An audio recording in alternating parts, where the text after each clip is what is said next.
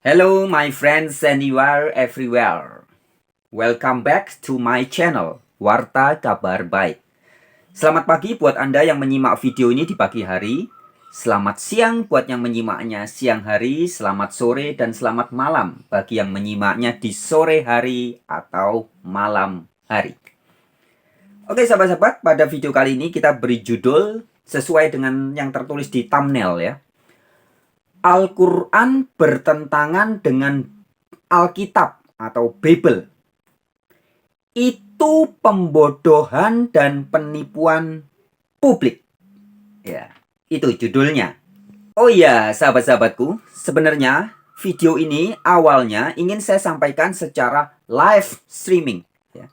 Jadi secara live, siaran langsung. Sehingga ada mungkin beberapa orang menyimak, kemudian bisa melakukan interaksi, memberi komentar, dan kemudian saya menanggapi. Ada komentar-komentar, saya juga menanggapi lagi.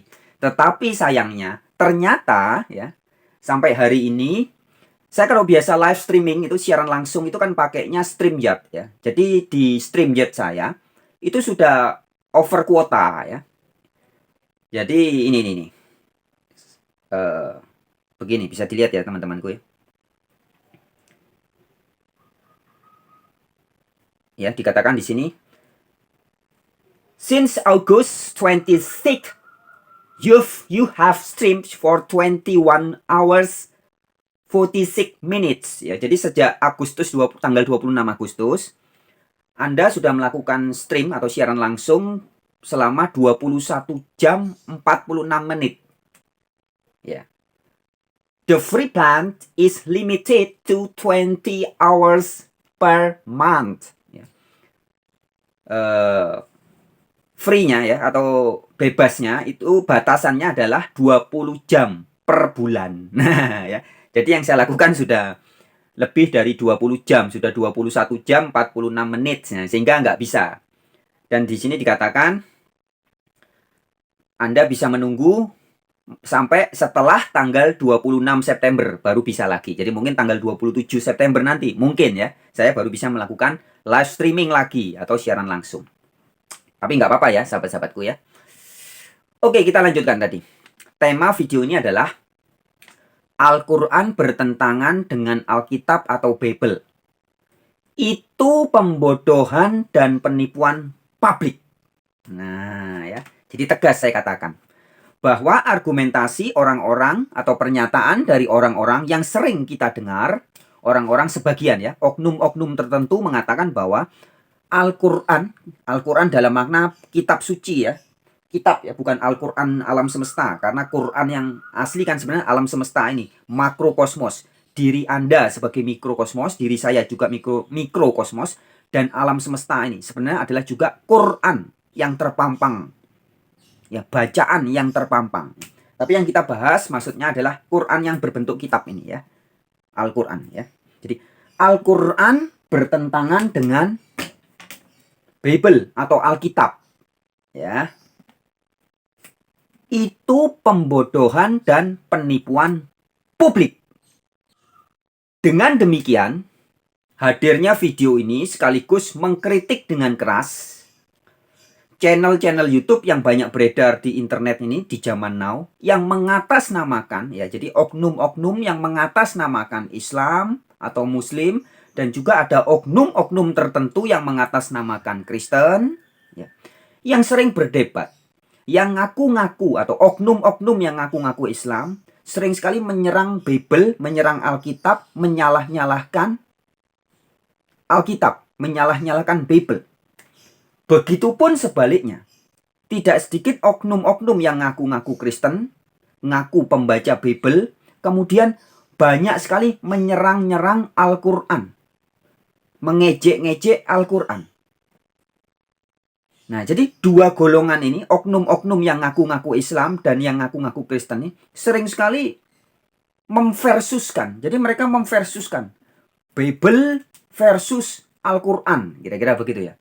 Karena dianggap Bible dan Al-Quran ini adalah dua kitab yang memang patut dipertentangkan. Karena isinya banyak bertentangan, begitu kata mereka.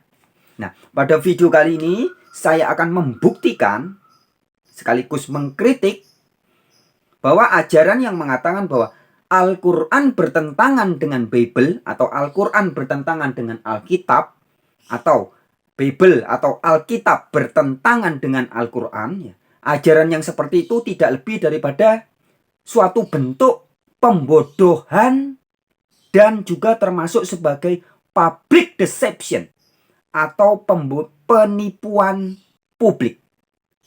Nah, fakta yang sesungguhnya bagaimana? Yang sebenarnya adalah di dalam kitab suci The Holy Quran, ya, dan juga di dalam Bible atau Alkitab, ya. Jadi ini Al-Quran dan Alkitab. Memang ada narasi-narasi yang berbeda secara segi bahasa. Tata bahasa, kemudian budaya bahasa, tradisi bahasa berbeda.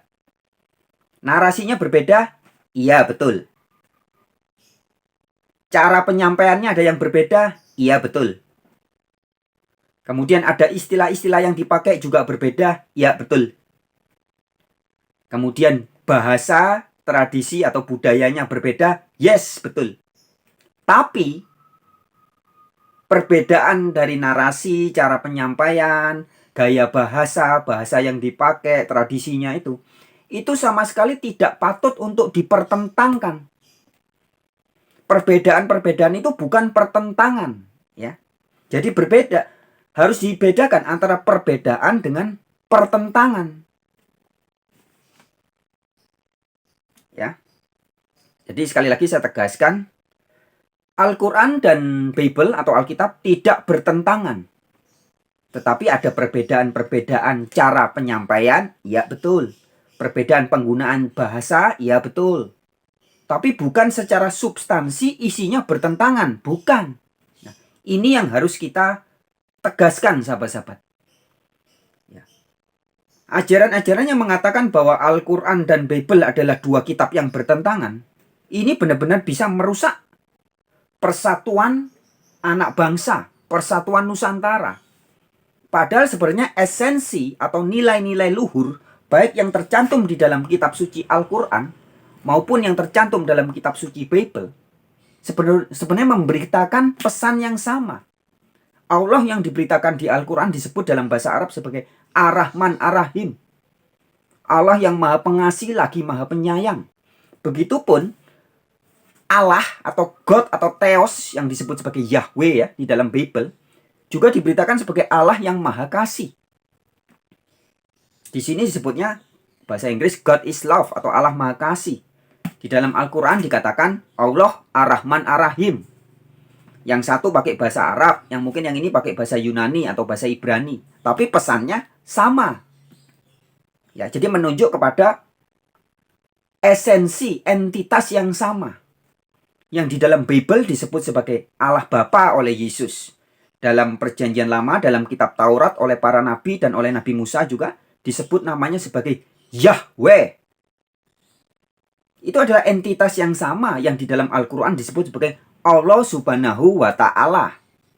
Misalkan di dalam Al-Quran dalam surat Yunus ayat 94 dikisahkan ketika Fir'aun hampir mati dan dia sempat berkata bahwa tidak ada Tuhan, tidak ada Rob yang benar selain Tuannya Israel.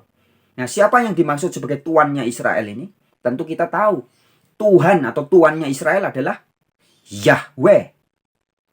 Jadi artinya ketika Al-Quran menyatakan kepada seluruh dunia bahwa Allah yang diberitakan yang disebut sebagai Ar-Rahman Ar-Rahim itu, yang juga disebut sebagai Bismillahirrahmanirrahim Alhamdulillahi Rabbil Alamin, Tuannya alam semesta. Itulah juga yang di dalam Bible disebut sebagai Yahweh, sang penguasa alam semesta. Maka di dalam Perjanjian Lama ada salah satu gelarnya Yahweh adalah Allah semesta alam. Nah, jadi sebenarnya sama sekali tidak bertentangan. Pemilihan kata dan narasinya berbeda, iya. Tapi bertentangan, tidak. Oh iya, sahabat-sahabat, sebagai tambahan informasi ya, bagi Anda yang suka menyimak channel Warta Kabar Baik ini, ya, Mungkin Anda bertanya-tanya mengapa perkembangan subscriber ya di channel Warta Kabar Baik ini cukup lambat ya. Banyak sekali orang berkomentar bahwa pesan-pesan atau edukasi yang disampaikan oleh channel Warta Kabar Baik ini sebenarnya sangat bagus. Tapi kok kenapa ya pertumbuhan subscribernya kok lambat? Ya, ada beberapa komentar saya pernah baca begitu ya. Ya, salah satu penyebabnya adalah begini sahabat-sahabatku. Kalau Anda melihat dalam channel-channel YouTube dari oknum-oknum yang ngaku-ngaku Islam atau Muslim dan juga oknum-oknum yang ngaku-ngaku Kristen, yang biasanya suka berantem itu, yang suka debat Islam versus Kristen begitu ya. Yang ngaku-ngaku Kristen, oknum ya, sekali lagi oknum, ngaku-ngaku Kristen kemudian suka menyalah-nyalahkan Al-Quran. Begitupun sebaliknya, yang oknum ngaku-ngaku Islam kemudian suka menyerang-nyerang Bible atau Alkitab. Biasanya channel-channel itu lebih banyak disukai oleh sebagian besar orang. Sehingga pertumbuhan subscribernya cepat banyak. Ya. Karena orang pada intinya, mereka adalah kelompok-kelompok yang suka dengan pertikaian. Nah, sedangkan channel seperti yang saya sampaikan ini, saya selalu lebih banyak menyampaikan kalimatun sawa atau titik temu. Persahabatan. Kalau konteksnya Islam dan Kristen ya. Persahabatan Islam dan Kristen. Dan channel seperti saya ini nampaknya atau sepertinya kurang diminati ya. Kalau ngajak berkelahi, ngajak berantem, Islam ngajak berantem Kristen, weh gitu banyak pengikutnya.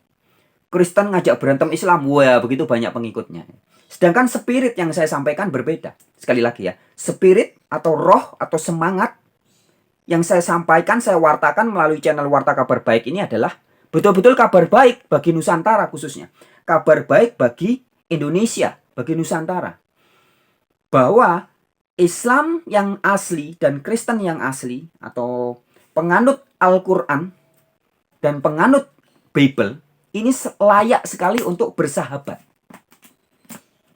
Berteman, bersahabat, bahkan tidak menutup kemungkinan cowok-cewek bisa saling menikah. Karena makna dari Islam yang asli, sebagaimana sudah sering saya sampaikan di video-video terdahulu, adalah siapapun orang yang betul-betul berserah diri kepada Sang Pencipta. Islam artinya berpasrah diri, berserah diri. Begitupun makna dari Kristen adalah orang-orang yang betul-betul ikut Kristus, apapun agamanya. Mau Anda seperti Mahatma Gandhi. Mahatma Gandhi tidak beragama Kristen, tapi dia menjadi pengikut Kristus, alias Kristen. Ya. Agamanya tetap Hindu, tapi sikap hidupnya dia menjadi Kristen, pengikut Kristus. Dan orang-orang seperti ini juga bisa disebut sebagai bahasa Arabnya aslima, atau berpasrah diri, atau Islam. Ya. Nah, itu sering saya sampaikan di video-video terdahulu. Ya. Jadi begitu sahabat-sahabatku. Channel Warta Kabar Baik ini berbeda dengan channel-channel perdebatan-perdebatan Islam Kristen pada umumnya ya. Oknum-oknum yang mengatasnamakan Islam dan juga mengatasnamakan Kristen di channel-channel yang lain biasanya sering sekali mencari titik perbedaan-perbedaannya. Sedangkan channel Warta Kabar Baik ini justru mencari titik temu kalimatun sawa. Itu sebabnya dalam kelompok atau golongan tertentu, oknum-oknum yang ngaku-ngaku Islam, saya ini tidak disukai. Karena kadang, begitupun ya, di dalam channel-channel oknum-oknum yang ngaku-ngaku Kristen tertentu, saya juga nggak disukai. Dari kedua pihak ini, saya dibenci. Mengapa? Ya, karena berbeda. Spiritnya, rohnya sudah berbeda. Saya ingin mencari titik temu persamaan-persamaan, persahabatan, persaudaraan. Sedangkan mereka, semangatnya atau spiritnya permusuhan, versus, pertentangan, permusuhan. Begitu ya. Jadi beda spirit, beda rohnya, beda semangatnya. Sahabat-sahabatku, sebenarnya semangat saya atau spirit saya dalam menyampaikan titik temu, persahabatan, persaudaraan, kalimatun sawah ya antara Bible dengan Al-Quran atau Al-Quran dengan Bible ini, itu sudah saya lakukan sejak lama. Ya, sejak sekitar tahun 2002. Sehingga saking semangatnya sampai saya tahun 2004 saya mulai menulis catatan-catatan yang saya kumpulkan dan kemudian menjadi buku. Ini buku yang saya tulis ya. Dan ini terbit tahun awal 2004 dicetak, 2005-nya terbit ya. Ini judulnya Allah dalam Alkitab dan Al-Quran. Sesembahan yang sama atau berbeda. Ya. Yang kemudian dalam cetakan-cetakan berikutnya ada yang covernya begini, juga ada yang covernya biru ya. Dan akhirnya dicetak sampai sekitar 14 kali cetak ulang. Nah, jadi sudah sejak sekitar tahun 2004 lah saya memberitakan atau gencar menyampaikan hal ini. Bahwa seharusnya seyogyanya dan memang sepatutnya kita yang khususnya tinggal di Nusantara ini, di bumi Indonesia berpancasila, terutama ketika kita berbicara tentang konteks pengikut Al-Quran dan pengikut Bible, ya harusnya bersahabat, bukan untuk dipertentang-pertentangkan, apalagi diversus-versuskan atau lagi dipermusuhkan, bukan, ya.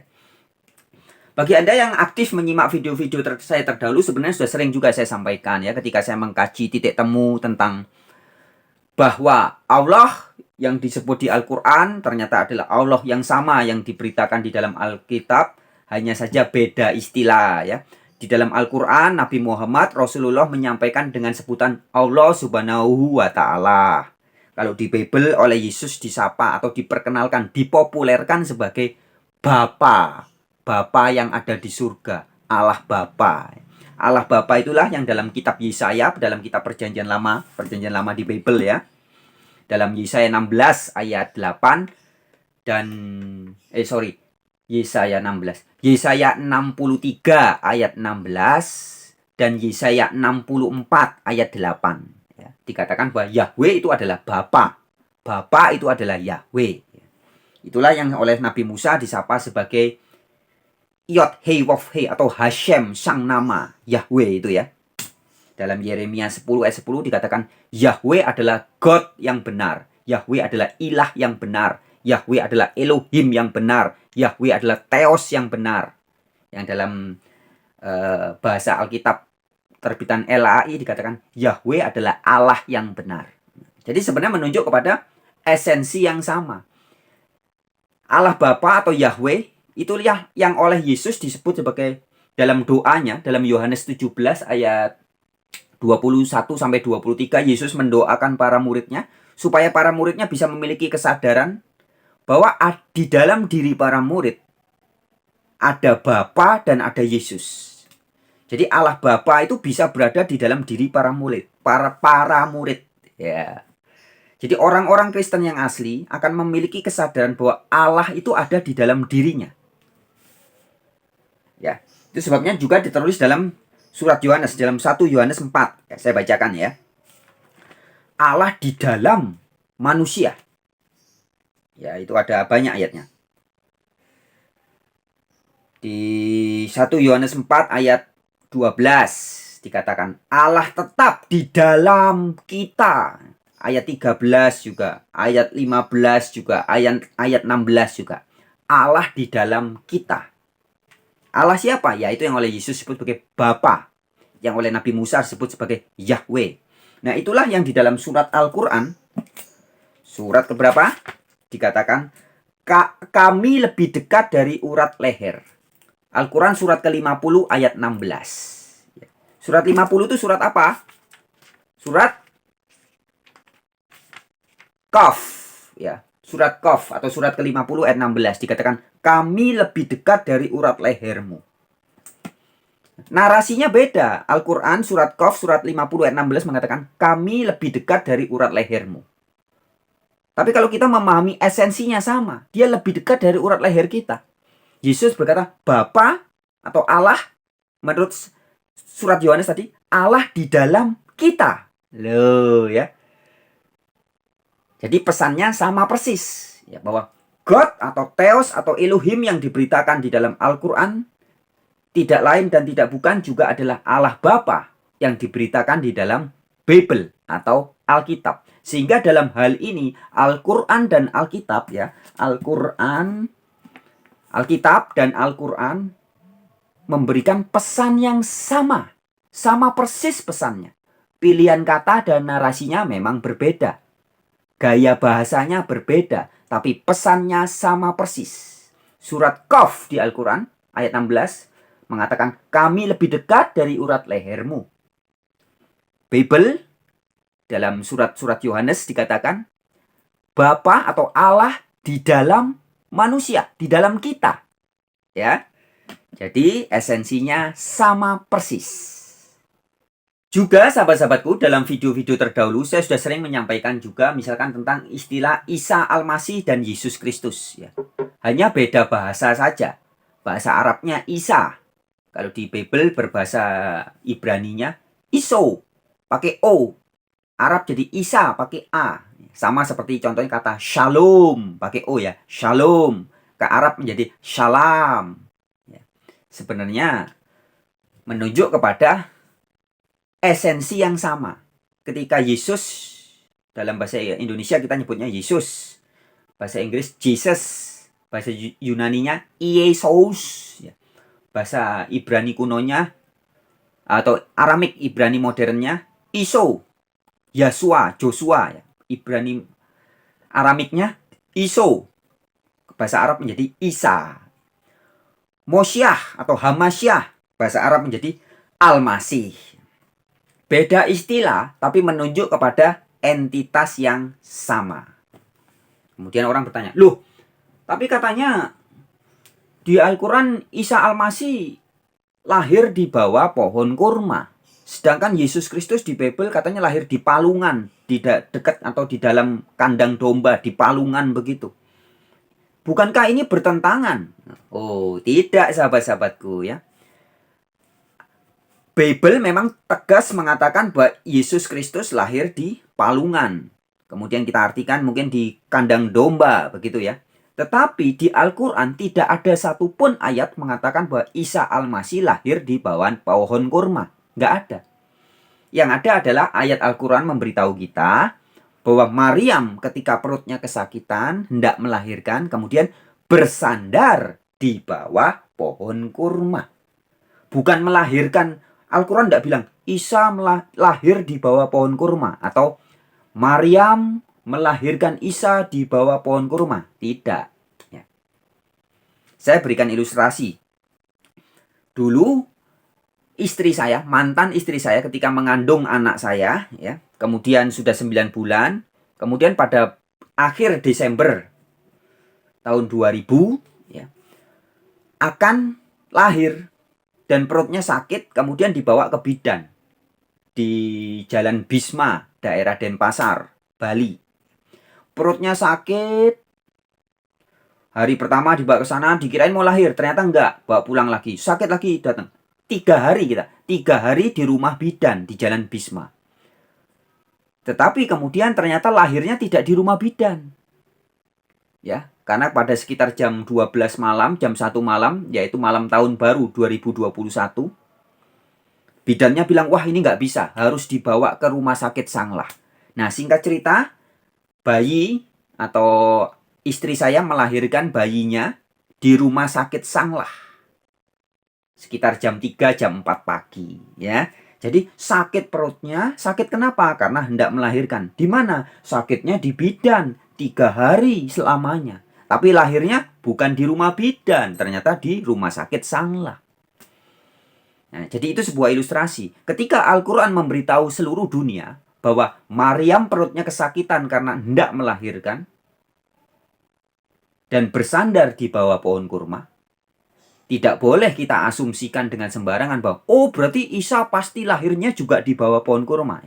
Itu hanya asumsi, bukan ada tertulis di Al-Quran. Nah ya, jadi dalam hal ini Al-Quran sebenarnya sama sekali tidak bertentangan dengan Bible. Kemudian di dalam buku yang saya tulis sejak tahun 2004 dan mulai beredar tahun 2005 ini, saya juga pernah membahas tentang Trinitas, ya. Karena saya membahas Trinitas di sini dan saya membuktikan bahwa Trinitas bukan ajaran Alkitab, bukan ajaran Yesus, bukan ajaran para rasul, bukan ajaran para nabi, ya. Kemudian buku ini membuat banyak pendeta atau orang-orang gereja marah-marah, ya. Salah satunya dulu adalah Ezra Soru. Ezra Alfred Soru pernah marah-marah, ya. Kemudian menulis di koran Jawa Post Group di NTT membahas buku ini. Kira-kira begitu ya. Itu sekilas info ya. Yang artinya sahabat-sahabatku, bahwa saya sudah menjelaskan sejak lama, sejak sekitar tahun 2004 ya, bahwa di dalam Bible sebenarnya ketika berbicara tentang God atau Allah, sama sekali tidak mengajarkan Trinitas. Nah, dalam hal ini jelas sama dengan Al-Quran. Ya, jadi Allah Subhanahu wa Ta'ala yang diberitakan di Al-Quran bukan Allah yang Trinitas. Begitupun Allah Bapa sebagai satu-satunya Allah yang benar yang diberitakan oleh Yesus, diberitakan oleh para nabi, juga diberitakan oleh para rasul, oleh Rasul Paulus, Rasul Petrus, Rasul Yohanes, Yakobus, Yudas, dan lainnya, ya, adalah Theos atau God yang juga bukan Trinitas, tetapi God yang satu, yang esa, yang mono, ya, bukan yang triados, bukan yang tritunggal, bukan yang trinitas. Oke, sebagai contoh lain apalagi? Banyak orang suka mempertentangkan, ya, orang-orang yang suka mempertentangkan Al-Quran dan Bible.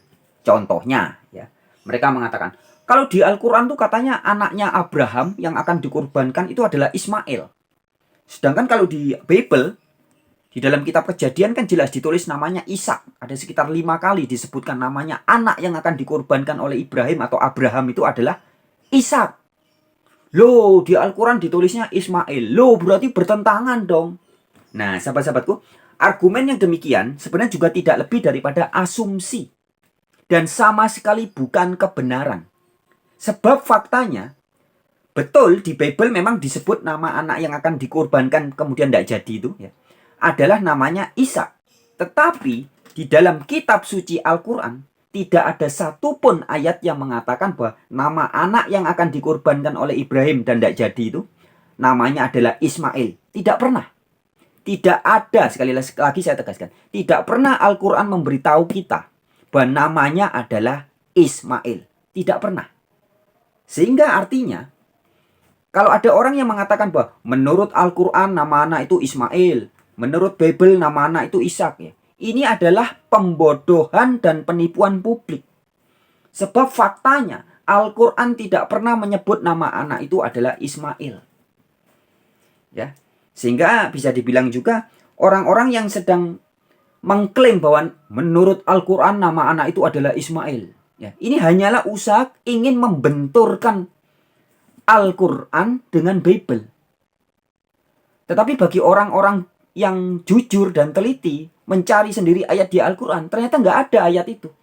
Ayat yang mengatakan bahwa nama anak yang akan dikorbankan adalah Ismail itu nggak ada di sini. Yang ada adalah Ibrahim hendak mengorbankan anaknya, tidak disebut nama. Nah, artinya dalam hal ini sesungguhnya Al-Quran tidak sedang bertentangan dengan Bible. Sama sekali tidak bertentangan. Malah kalau kita kaji lebih jauh, kita akan jujur mengatakan di Al-Quran disebut namanya Ibrahim, di Bible Abraham hendak mengorbankan anaknya. Loh, jadi selaras sebenarnya. Tidak ada pertentangan. Sama sekali tidak ada pertentangan.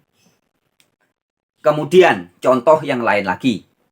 Misalkan doktrin yang beredar untuk yang dilakukan oleh oknum-oknum yang suka mempertentangkan antara Al-Quran dengan Bible. Ya, katanya kalau di Al-Quran itu Isa Al-Masih kan cuma disebut sebagai nabi biasa. Sedangkan kalau di Bible meskipun Yesus disebut sebagai nabi, tapi Yesus juga bergelar sebagai firman Allah. Beda dengan Al-Quran. Al-Quran hanya merendahkan Yesus, merendahkan Isa Al-Masih. Nah, begitu kata oknum-oknum tertentu, ya. Itu juga sebuah upaya mempertentangkan yang sangat tidak jujur, ya, sahabat-sahabatku. Bisa disebut itu sebagai sebuah penipuan dan sekaligus pembodohan publik. Sebab faktanya yang terjadi adalah sebenarnya kalau Anda membaca Al-Quran dengan teliti, Al-Quran justru sangat memuliakan Isa Al-Masih juga. Sebagaimana Bible menyebut dalam Wahyu 19 ayat 13, Yesus disebut namanya adalah firman Allah. Misalkan, ya. Jadi gelarnya Yesus salah satunya adalah firman Allah. Nah, di Al-Quran juga di dalam hadis, ya, juga disebut Yesus sebagai berasal dari kalimatullah. Bahkan juga disebut sebagai rohullah. Dalam hadis Sahih Bukhari 1496, salah satu pengakuan iman umat muslim di zaman Nabi Muhammad dikatakan syarat yang pertama, la ilaha illallah atau percaya tidak ada ilah lain selain Allah. Syarat yang kedua, percaya Muhammad utusan Allah. Syarat yang keempat, percaya surga dan neraka. Nah, syarat yang ketiga ini dikatakan di situ. Ingat-ingat hadisnya. Hadis Sahih Bukhari 1496. Ya, di situ dikatakan dengan jelas bahwa Isa Rasulullah, kalimat dari Allah atau firman dari Allah, kalimatullah, dan roh dari Allah atau rohullah. Jadi jelas sama kan? Kitab Wahyu dalam Bible mengatakan Yesus namanya adalah firman Allah. Ternyata dalam hadis dan juga beberapa ayat Al-Quran dikatakan Yesus atau Isa Al-Masih juga bergelar kalimatullah dan rohullah. Ya, itu contoh-contoh saja ya, dan masih banyak hal lainnya yang membuktikan, atau kalau kita meneliti dengan seksama kita bisa tahu dengan pasti bahwa ternyata pesan-pesan inti-inti utama yang disampaikan oleh kitab suci Al-Quran maupun yang disampaikan oleh kitab suci Bible, Al-Quran dan Alkitab sama sekali tidak bertentangan. Sekali lagi, ada pemilihan bahasa dan kata yang berbeda, betul. Ada cara penyampaian yang berbeda, yes. Ada istilah-istilah kata yang berbeda yang dipakai, iya. Ada bahasa dan tradisi yang berbeda, iya. Tapi bertentangan, tidak. Oke, sekian dulu ya sahabat-sahabatku pemerhati channel Warta Kabar Baik pada video kali ini. Sampai jumpa di video yang lain. Tetap semangat! Om Santi Santi Santi Hom. Namo Buddhaya. Salam sejahtera, salam kebajikan. Alaihim Shalom. Wabillahi taufik wal hidayah. Wassalamualaikum warahmatullahi wabarakatuh. Yes.